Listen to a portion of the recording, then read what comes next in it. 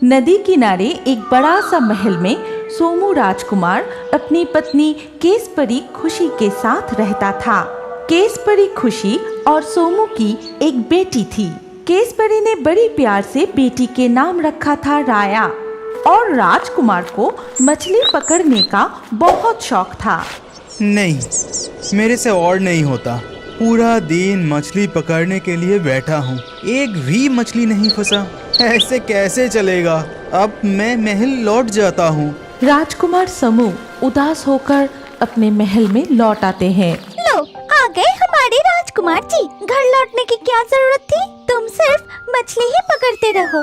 हो केसपरी, गुस्सा क्यों करते हो? मैं तो ठान लिया हूँ कि जब तक इस छड़ी में मछली नहीं फंसेगा तब तक मैं मछली पकड़ना बंद नहीं करूँगा। जिस दिन मुझे बहुत गुस्सा आ जाएगी ना, उस दिन तुम्हें और तुम्हारी ये मछली पकड़ने वाली छड़ी को मैं नदी में फेंक दूंगी। ये मैं साफ साफ कह देती हूँ, याद रखना। पिताजी, आपको मछली नहीं मिलती फिर भी आप नदी किनारे बैठे क्यों रहते हो? कल से मत जाना। बेटी भी बिल्कुल अपनी माँ की तरह हुई है। उसे मछली पकड़ने का बहुत शौक था, इसीलिए राजपाट में कोई दिलचस्पी ना लेकर सिर्फ मछली ही पकड़ते रहता था। अगले दिन सुबह मछली पकड़ने की छड़ी हाथ में लिए मन ही मन कहा, इससे पहले कि केसपरी उठे मैं छड़ी को लेकर चला जाता हूँ, नहीं तो आज भी जाने नहीं देंगे। इसके कुछ देर बाद केसपरी और राया नींद से जाग उठा। देख देख, तेरे पिताजी का कांड देख। मछली पकड़ने के लिए मना की थी ना, इसीलिए जल्दी उठकर भाग गए। अगर वो मछली ना लेकर घर लौटे ना तो अच्छे से मजा चखाऊंगी। माँ, आप गुस्सा मत कीजिए। चलिए हम दोनों जाके पिताजी को ले आते हैं। ठीक कहा तूने। पहले घर का काम संभाल लो, फिर नदी किनारे जाके छड़ी को तोड़ के नदी के पानी में फेंक दूंगी। हाँ, मैं बहुत थक गया। पूरा दिन बैठ के सिर्फ एक ही मछली मिला है। नदी के सारे मछली क्या मुझे देख के भाग जाते हैं? लगता है एक मछली छड़ी में फंसा है, जल्दी उठाता हूँ। ठीक उसी वक्त राया और खुशी राजकुमार के पीछे जाके रुका। तभी सोमू मछली पकड़ने की छड़ी को खींचता है और कांटा जाकर पीछे खड़ा केसपरी की माथे पे अटक जाता है। अरे, मछली पकड़ने की छड़ी पीछे क्यों फंस गया? अरे राजकुमार, कांटे मेरे माथे पे फंसी है, तो फिर आगे जाएगा कैसे? कांटे को तो छुड़ाओ। अरे, तुम चुपके से आके पीछे क्यों खड़ी हो? फिर सोमू ने अपनी पत्नी के सिर से मछली पकड़ने की कांटे को छुड़ा लिया। मैं सोची थी तुम्हें और तुम्हारी इस छड़ी को नदी में फेंक दूंगी, लेकिन उसके बदले कांटे से मेरे कितने बाल गिर गए। लो, मुझे ये मछली पकड़ने की छड़ी दे दो, मैं अभी ये फेंक दूंगी। जरा रुको केसपरी, और 2 बार मैं मछली पकड़ने की कोशिश करूंगा। अगर नहीं फंसे तो छड़ी को फेंक ही देना। ठीक है, याद रखना, सिर्फ 2 बार। केसपरी, लगता है छड़ी में मछली फंसा है। क्या मैं उठाऊं? हाँ, जल्दी करो, जल्दी। देखो केसपरी, कितनी बड़ी मछली फंसी है। ठहरो, और एक बार मैं फेंकता हूँ। केसपरी, लगता है और एक बड़ी मछली फंसी है। अरे खींचो खींचो, छड़ी को ऊपर खींच के लाओ।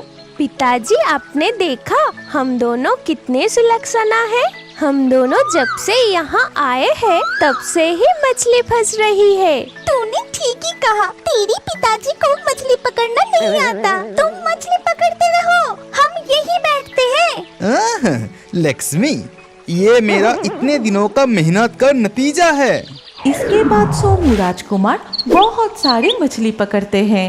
आज मेरी किस्मत खुल गई। मुझे कितनी मछलियाँ मिली। लगता है मछलियाँ ऊपर उठने के लिए प्रतियोगिता कर रहे हैं। देखना पड़ेगा कि कौन आया है आज।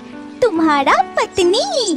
छोड़ो, आज और मछली पकड़ने की कोई जरूरत नहीं। चलो, अब घर लौट चलते हैं। इसके बाद वो तीनों घर लौट आते हैं। फिर केसपरी अच्छे से मछली पकाने लगे। फिर दोपहर को तीनों बैठ के मजे से खाना खाते हैं। आहा केसरी, ये मछलियों का क्या स्वाद है। लगता है अमृत खा रहा हूँ। खा बेटी, मन भर के मछली खा। कितने दिनों बाद आज मुझे मछली पकड़ने में सफलता मिली है। अगले दिन सुबह सोमू मछली पकड़ने जाने से पहले अपनी पत्नी से कहता है, केसरी, मैं नदी की तरफ जा रहा हूँ। हो सके तो आज भी जाना। नहीं, आज मैं नहीं जा पाऊंगी। घर पे बहुत सारे काम है। अच्छा ठीक है, फिर मैं चलता हूँ। फिर सोमू राजकुमार मछली पकड़ने के लिए नदी किनारे जाते हैं। कल जब तक केसरी के बाल इस छड़ी में फंसा था तब तक मुझे मछली मिलती रही। आज इस छड़ी से बाल को हटा के देखता हूँ, मुझे मछली मिलती है कि नहीं। फिर सोमू बाल को छुड़ाकर कांटे को नदी में फेंकता है। नहीं, छड़ी से बाल को हटाने पर एक भी मछली नहीं मिली। लगता है इस बाल में कोई राज छुपा है। फिर राजकुमार अपने महल में लौट जाते हैं। अरे ये क्या, आज तुम इतने जल्दी घर आ गए? आज अच्छा नहीं लग रहा। सुनो ना, तुम कंघी करने के बाद तुम्हारी जो बाल झड़ जाती है उससे तुम क्या करती हो? मुझे कुछ झड़े हुए बाल दे सकती हो?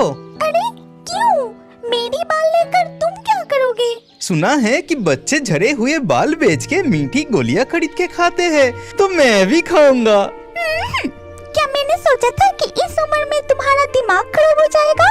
अगर मुझे मालूम होता तो मेरे सारे बाल पहले से ही रख देते। कुछ झड़े हुए बाल अगर है तो दो ना। फिर केसरी ने राजकुमार को अपने कुछ गिरे हुए बाल देती है। ये लो, अगर जरूरत पड़े तो और दूंगी। जाओ, अब मुझे और तंग करना बंद करो। अगले दिन सुबह सोमू राजकुमार मन ही मन सोचा, नहीं, आज ये छड़ी नहीं, ये जाल लेके जाता हूँ और जाल में ये बाल बांध के देखते हैं कि मुझे आज कितनी मछलियाँ मिलती है। राजकुमार जाल लेकर नदी में मछली पकड़ने के लिए जाता है। उस जाल में पत्नी के सिर के बाल को बंध देते हैं। जरा देखे, जो मैं सोच रहा हूँ वो सच है कि नहीं। कुछ देर बाद जाल को ऊपर उठाता है। अरे जाल में कितनी सारी मछलियाँ। लगता है ये बाल सच में जादुई है। ऐसा क्या राज है ये बाल में कि मेरी पत्नी के बाल ऐसे जादुई है? इस तरह राजकुमार पत्नी के बालों से बहुत सारी मछलियाँ पकड़ी और बहुत सारी मछलियाँ पकड़ने से कुछ खुद के लिए रखते हैं और बाकी गरीब मछुआरे में बांट देते हैं। केसरी, ओ केसरी, तुम्हें मुझे कुछ दिखाना है। क्या मेरे साथ तुम जाओगे? हाँ, जाऊंगी, लेकिन मैं साथ में राया को भी ले जाऊंगी और वहाँ जाके हम तीनों मिलके बहुत मजे करेंगे। हाँ माँ, बहुत मजे करेंगे। चलिए चलिए, जल्दी चलिए। इसके बाद सोमू राजकुमार जाल, मछली पकड़ने की सामान लेकर अपनी पत्नी और बेटी के साथ जाते हैं।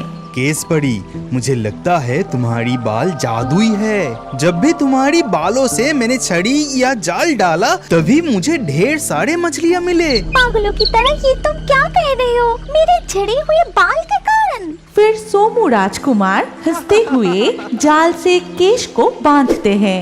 अरे ये क्या कर रहे हो? जाल में बाल क्यों बांध रहे हो?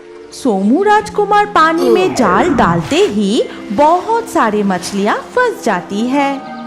देखा केसरी, तुम्हारी बालों का कमाल। अब देखो बालों के बिना अब क्या होता है।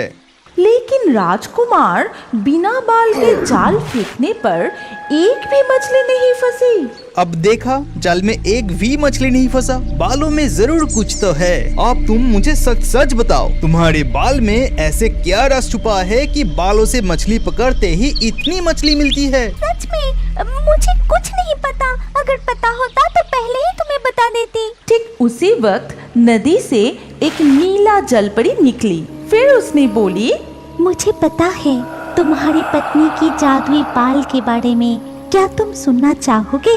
जरूर जरूर जलपरी, इस बाल का रहस्य क्या है? हम जानना चाहते हैं कि हमें इससे मछली क्यों मिलती है। जन्म के बाद आपकी पत्नी के सिर पर एक भी बाल नहीं थे, इसीलिए उनके पिता एक नागराज के पास जाते हैं। नागराज, मेरी बेटी का जन्म से आज तक एक भी बाल नहीं उगी।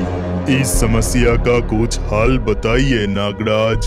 उस जंगल किनारे एक नदी है। उस नदी की नीलाचल पड़ी से जड़े हुए सल्क लाना पड़ेगा तुम्हें। उससे तुम्हारी बेटी का बाल मैं बना दूंगा।